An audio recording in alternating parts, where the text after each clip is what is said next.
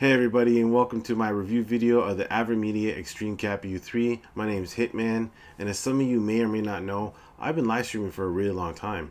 You can check out my channel at twitch.tv/watchtowergames, and I also do a lot of live streaming for the Tool to Play community at their channel, twitch.tv/Tool to Play. Now, as I said before, I've been doing this for a really long time, years in fact. I've gone in and out through every single capture card you can think of, from the Hopog to the Live Gamer HD. I've seen them all. So if anyone's going to give you a proper review of this thing, it's going to be me. Now, I've been sitting on this device since about the end of December. I've been waiting this long basically because I wanted to put in some time using it. I wanted to test out the software, do some sample recordings, basically go through the ins and outs of the device so I can give you a proper review. Now in this video, I'm going to be showing you recording samples that I've recorded. I'm going to be showing you side-by-side comparisons with the other extreme capture cards that I have. And I'm going to be showing you the software that comes packaged in with the ExtremeCap U3. So without further ado, let's get this video started. So let's do a quick overview of the device. Its main feature is that it does 1080p at 60 frames per second. It's also a USB 3.0 device. It has a 0 millisecond response delay time, so what you see on the screen on the software is what you control on the controller. There's absolutely no delay time whatsoever, so there's no need for an exterior monitor of any sort, which leads to the fact that it does not have an HDMI output, it only has HDMI input. So here I'll show you a quick quality sample of the ExtremeCap in use. This is Battlefield 4 running at 1080p at 6 frames per second.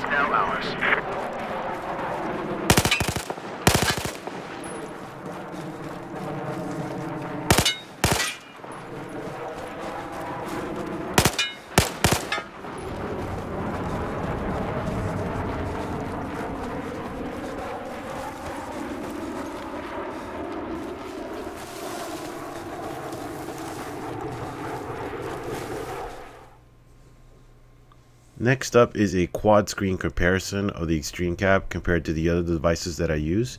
In the top left corner is the Intensity Pro, top right corner is the Live Gamer HD, and the bottom left corner is the Elgato Game Capture HD. Now as you can see real quick, there's a tint with the Elgato compared to the other ones, as well as a 1.5 millisecond delay. I don't know why Elgato has this dumb feature, but this is it compared to the other ones. As you can tell, the ExtremeCap, in my opinion, is the best in the bottom right corner compared to the others. I'd say the Live Gamer HD is next, and then the Intensity Pro. Last would be the Elgato for me.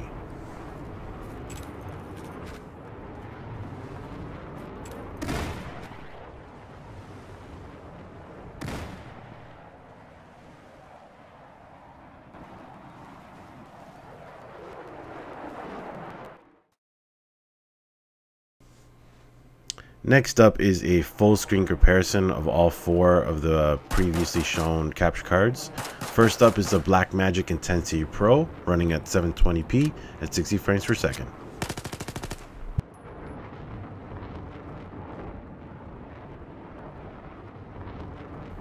Next up is the Elgato Game Capture HD running at 1080p at 30 frames per second.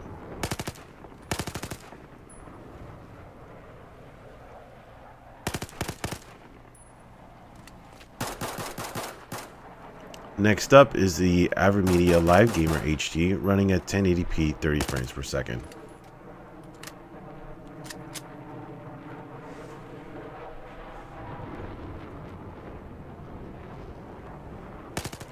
And last but not least, the AVerMedia ExtremeCap U3 running at 1080p at 60 frames per second. Now as you can tell, the audio and the video quality has greatly improved. This is a perfect example of how good of a quality the ExtremeCap records at.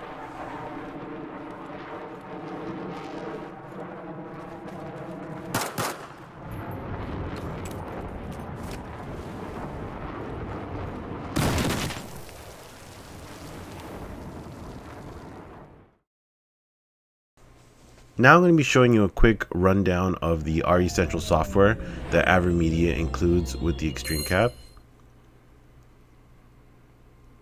So this is it basically, and I'll run you down through all the tabs. Here we have bulletin, which shows you all the latest info.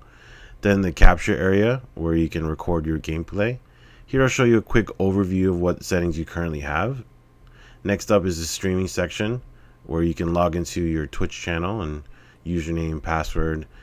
Up here it'll show you what other services you can connect to and to what servers you can also connect to. So there's a lot of options available for live streaming straight out of this device. Here it'll show you quick options like one-click, advanced settings, or a tutorial, wizard tutorial.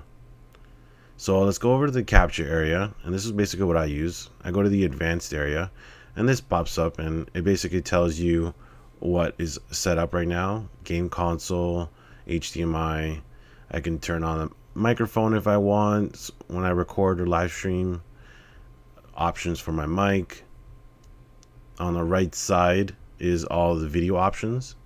Codecs, resolution that I want to record at. Frame rate. Here we have video bit rate. Right now I have it set to the maximum, which is 60. Then there's the audio bit rate, and then frame rate here at the bottom. Right now I'm at 60 frames per second. So these are max settings right now. And once you're all ready to go, you hit the ready button, and there you go. You see your screen right away. Zero input lag, so you can basically play off this screen if you really wanted to. No sense of having another screen. So this is basically the software. It shows you how much you have left on your hard drive for recording space. You can press the record button and start recording real quick. Okay, so now that I show you the ins and outs of the device, let me tell you what I thought of it. I think the ExtremeCap U3 is one of the best capture cards on the market. Doesn't even come close. The fact that it does 1080p at 60 frames per second is just amazing. The video quality you can get from this thing is just beautiful and stunning, and nothing even comes close. And trust me, I've used a lot of capture cards in my device, and none of them come close to the type of quality you can get with this thing. Now, the one thing I didn't like about this device is the fact that it doesn't do HDMI output. It only has an HDMI input. It turned me off a little bit, but I can get over it.